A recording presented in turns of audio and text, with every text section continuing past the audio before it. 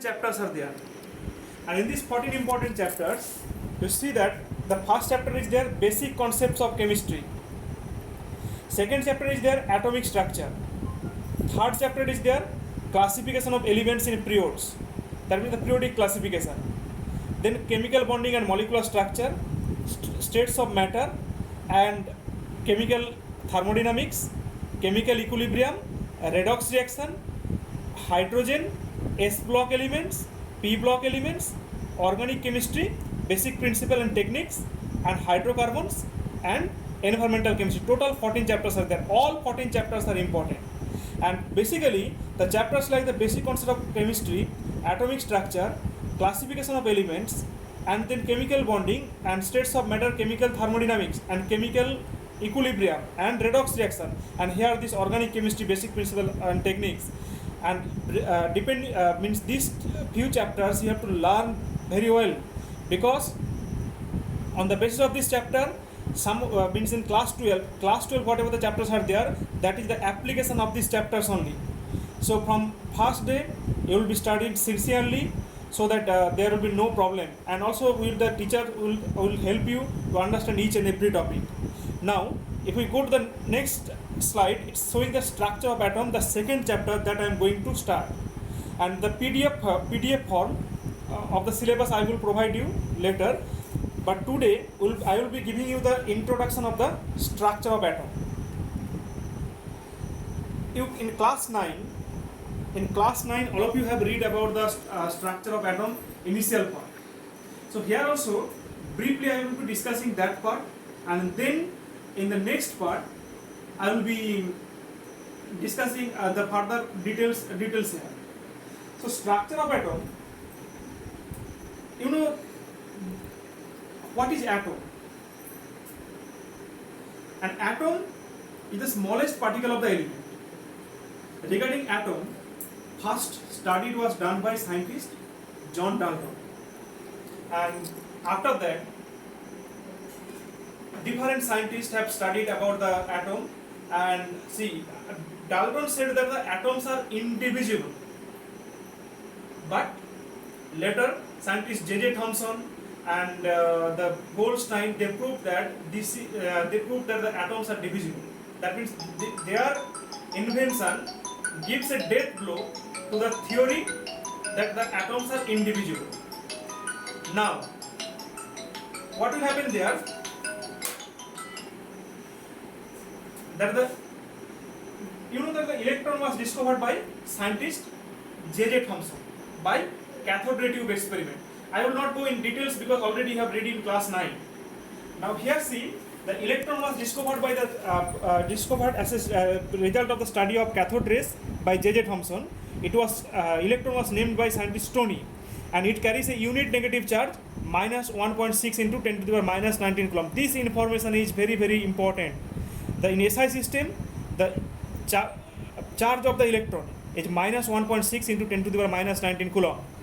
Mass of electron is 9.11 into 10 to the power minus 31 kg, and the mass of 1 mole electron is actually 0.55 milligram. So this is the information that you have to know. So electron was discovered by scientist J.J. Thomson, and the species named by scientist Stoney, and it carries unit negative charge of minus 1.6 into 10 to the minus 19 coulomb, and mass of electron is 9.11 into 10 to the minus 31 kg, and mass of 1 mole of electron is 0.55 milligram. So I am not going in details about the discovery of electron or the cathode properties of cathode rays that you have read in class 9. Now you know that the proton was discovered by scientist Goldstein, and it also carries a unit positive charge, that is the plus 1.6 into 10 to the minus 19 coulomb, and the mass of one proton is 1.007276 U, and the E by M ratio, the charge by mass ratio of proton is 9.58 into 10 to the power minus 4 coulomb per gram. And now after the discovery of proton and electron, all of you know that the scientist Thomson actually proposed first atomic model, which is known as the Thomson's atomic model, which is a palm pudding model that you have read in class 11, that the atoms are spherical, and it has a full of positive charge, and the negative charge remain embedded inside the positive charge that you have read in class 11. Means if I just give an example, that you know that if you consider a bisecting part of a watermelon, the red edible part of the watermelon we can consider as a positive charge, and the seeds as a negative charge. That means the model will be like that only. Or the palm pudding model also, you know. So like that the Thomson's atomic model was there. But scientist Rutherford did some experiment on this model, and he proved that this Thomson's atomic model is totally incorrect. And all of you know about the Rutherford gold foil experiment, and by his gold foil experiment he proved that the Thomson's atomic model was incorrect. Later what he did, he introduced his own atomic model on the basis of the observation of Rutherford Gold's gold foil experiment. So according to Rutherford, the atom is spherical, and in the center of the atom it carries a positive charge nucleus, and negative charge electron remains surrounded by it. So if we consider here, see, this is the smallest part where the positive charge is present, that is known as the nucleus of the atom, and these are the electrons which remains outside this nucleus. This was actually just like a solar system. That means, see, you can observe from this diagram that the most of the space of the atoms are empty. Only a small part contains the whole mass of the atom and the positive charge, that is the nucleus, and outside the nucleus there is a negatively charged electrons are present. So this is the simplified model proposed by scientist Rutherford. Now, you know that Rutherford model also have some demerits. What demerit was there? Can you say that what demerits was there? Actually, the demerit is that after scientist James Maxwell's electromagnetic radiation theory, it has been proved that this model is totally incorrect. According to Maxwell, any charged species, if it remain in its accelerated motion, it will lose its energy as it will form magnetic field around its path. So electron here is a charged species. It is in a circular motion, means it is also in an accelerated motion. Means when it will remain in the accelerated motion, it will generate magnetic field around its path, and as a result electron has to lose its energy, and as the electron will lose its energy, then it will be strongly attracted by the proton. Gradually the electron will come and it will fall on the nucleus. So that means it does not explain the stability of the atom. So the species which cannot explain the stability of the atom, so how can it be a model, atomic model? Then the development of the development leading to the Bohr model of the atom, means this is the topic, means the further development was done, and here in this development two concepts played a major role. One is the dual nature of the electromagnetic radiation, another is that the electromagnetic spectrum. So first I will be saying that the dual nature of electromagnetic radiation. What is this? You know, light or the all form of the electromagnetic radiation have dual nature. Dual nature means particle nature as well as the wave nature. Now, you know one thing, if I consider here that the light is a form of electromagnetic radiation, all of you know. Light has some phenomenon like reflection, also refraction, diffraction, interference.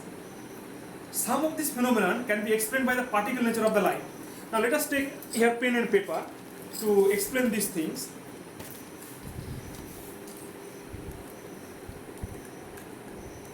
Suppose this is a reflecting surface. Now a light is coming from this source. Just consider that this is a mirror. Then what will happen? You know that this will move like this. That is the reflected ray. Have you ever thought that why it is actually reflecting to go to the same medium? Because light consists of particles. So when these particles strike on the surface, they are going back to the same medium. Just like, see, if you throw a cricket ball on the wall, what will happen? It will come back to you. So that is because the cricket ball is a particle. Here also light is a particle, so that it actually travels in a it shows the reflection. That means the reflection phenomenon can be explained in terms of particle nature of the light. But if we consider the refraction, suppose I am just considering here a prism. Light is passing through a prism. What will you observe? You will observe that when white light passes through the prism, then it will be divided into the 7 colors. How it happens? The particle nature of the light is unable to explain these things. If we consider the wave nature of the electron, wave nature of the light, then it will be explained easily. Now, then what are the characteristics of electromagnetic radiation? Electromagnetic radiation travels in the form of a wave, and it consists of 2 types of wave. One is called the electric field wave and magnetic field wave. And electric field wave and magnetic field wave propagate perpendicular to each other, and they are also perpendicular to the direction of the propagation. Just like, see, if we consider here, suppose this is the propagation of the electromagnetic radiation, and it consists of 2 types of wave. Consider that this is an electric field wave,